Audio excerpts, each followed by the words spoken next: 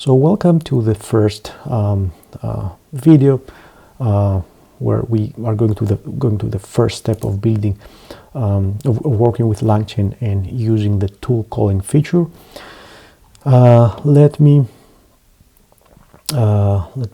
close this README. I will go through this again. So the code that I have open here, can be found inside the GitHub repository. Of course, you will find the link on the description below. There's a subfolder called tool calling, and inside the tool calling folder, there's a subfolder step by step. In here, I have broken down the basics, this basic example in 4 steps, so that you can we can walk through each part of the process and see what's happening step by step. So I'm going to start by going through step 1, and this is the code that is contained in the basics 01.js. In here, this is a very simple setup, so we're just importing a few components, a few packages, and we're setting up our very first language model. So let me go through what is happening in this file. So first of all, we're importing a library called Zod. Above the of its import and above some of the lines in the code, you will find that I have placed some comments. So this is taken from the documentation. So Zod, if you don't already know, Zod is a schema declaration and validation library. It allows us to define certain schemas. I will go through a simple, quick example. And not only validate, not only declare, but also validate these schemas during runtime. I have an example in here. Basically, this is the simplest example I can come up with for Zod. Once you import Zod, you can define a schema using the Zod.method syntax, so z dot and the methods that are available from the Zod library. And in this case, for example, I'm defining a schema called my_schema, which is just the simplest schema possible, which is a string. So in here, I'm saying that the schema, the type of the values that will adhere, that would conform to this schema, should be of type string. So first, we define our schema in Zod syntax, and then we pass a target value. In this case, tuna and 12. We take the my_schema object, and then we use the parse method, pass it the target value, and then the Zod schema will either return the value, which means that it parsed the value and it's adhering, it's conforming to the schema. It is a string, so we can use it. Or if it doesn't conform to the schema, in this case it's a number, it's not a string, it will throw an error. And another example, which is slightly more advanced. In this case, I'm defining an object schema with one property called username, which is of type string. So basically what I'm saying here is I want the schema to have this sort of like structure. It will be an object, it must be an object with a property named username, the case is sensitive, and then the type would be string. Once again, I create my schema using the Zod syntax. I'm storing this in a variable, and then through this object that is created, I can use the parse, pass 2 different values, 2 different target values. This one is an object that contains the property username, and the value of the property is string. So this would be okay. But if I pass an object with a property username and a number, I will get a Zod error. Of course, if I type something like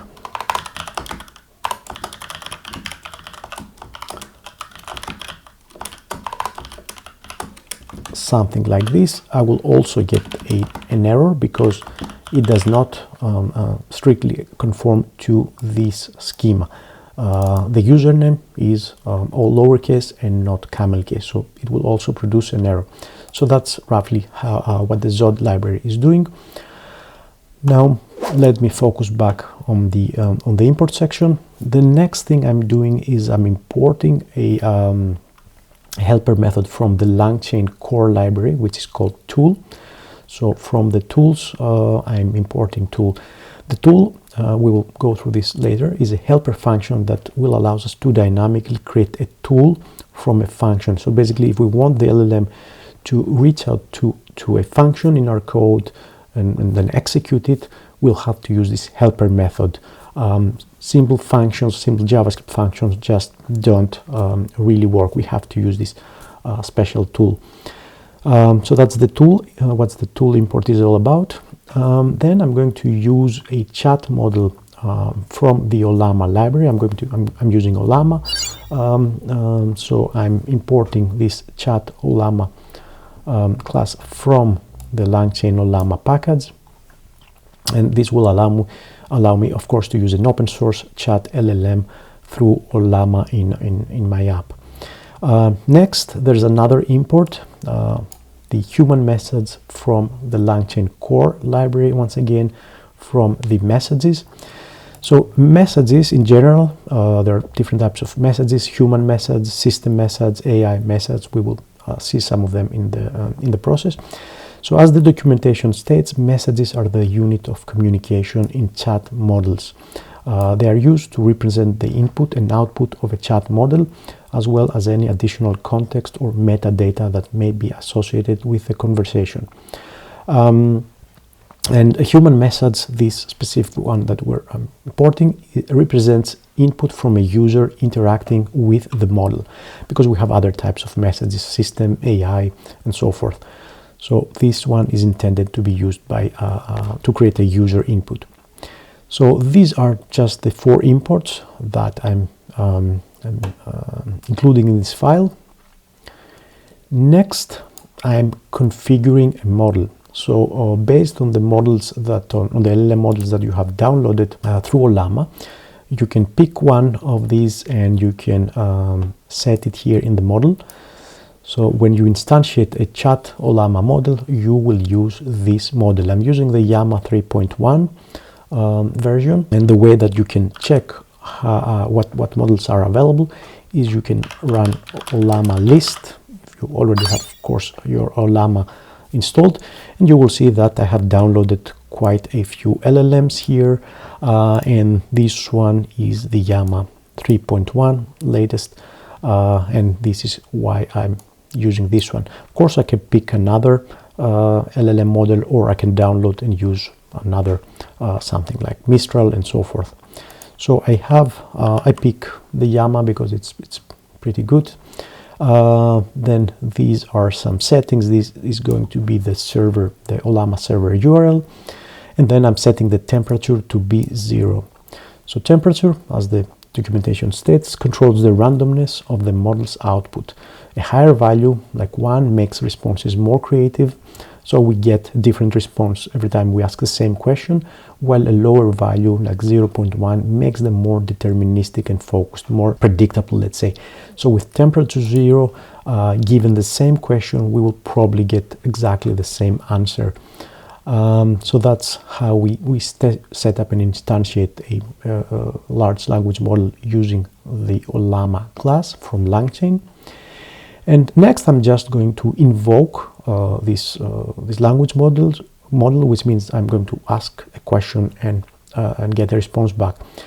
So I'm going to open up the terminal. I'm already in my tool calling folder.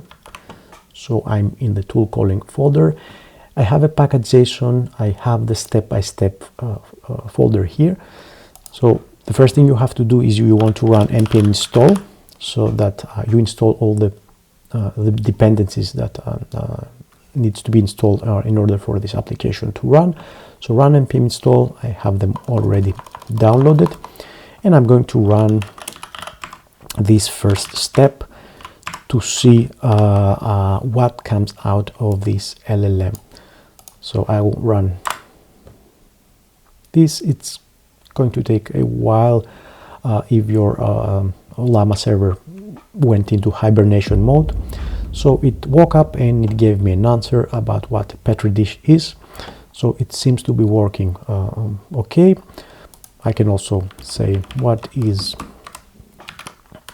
a JavaScript set, for example, just to make sure that I get and we get sub output that talks a little bit about the JavaScript sets with some examples and so forth. So far, the LLM seems to be working fine. Everything is working fine in this code. And up to this point, what we really did was just use an LLM to a programmatic, let's say, interface. So we're just using the chat Olama to be able to invoke, to ask a question to the LLM, get back a response, and then use it in our code. Now, in here, I was just console logging the content part of the response. This is the text message that we get, but apart from the content, you will see that I get quite a few information back from the LLM.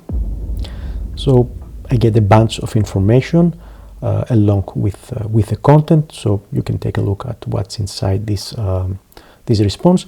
Something that's really interesting at this point to see is these two properties. So apart from the content, which contains the response, there are these two extra properties which are now empty: the tool calls and the invalid tool calls. These are related to tool calling, which is something that we're going to see in the next videos. So that's the end of part one. Just a very basic setup of LangChain, instantiating an LLM model, asking a question, getting a response back, and then we're going to continue. So hopefully I will see you in the second video. See you there.